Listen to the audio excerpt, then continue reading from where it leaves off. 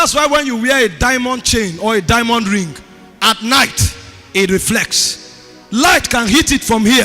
The diamond will turn the light and channel the light in another direction. So you can be standing in dark, but you'll be seeing the light glittering. What the diamond is doing is refracting the light. So God covered himself with jasper and sardine.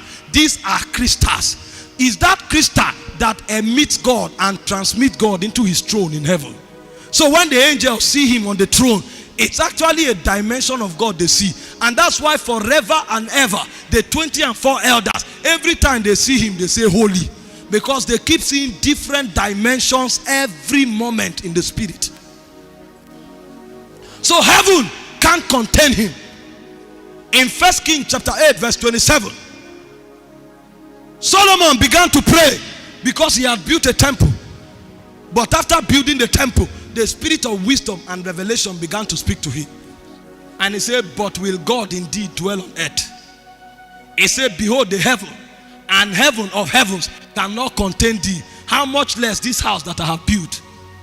So the spirit of wisdom told Solomon that God is not in heaven. Only dimensions of God comes into heaven. And that was the assignment of Lucifer. If you study, the patriarchs of old understood the mystery of the presence. So if you go to Jerusalem today, the east gate is always locked. Because the east gate is where God comes through to his tabernacle.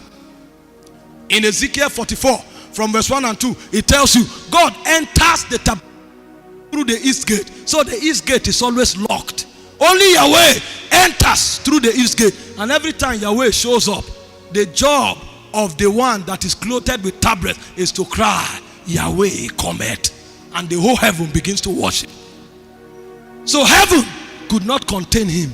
Neither could earth contain him. So he looked for where he will stay. How can he make his abode on earth? What can trap him? Nothing was found. So he went to begin a project called man. And it took God aeons to create man. Aeons. Aeons. The Bible said the divine communed one with another. And the Father spoke to the Logos.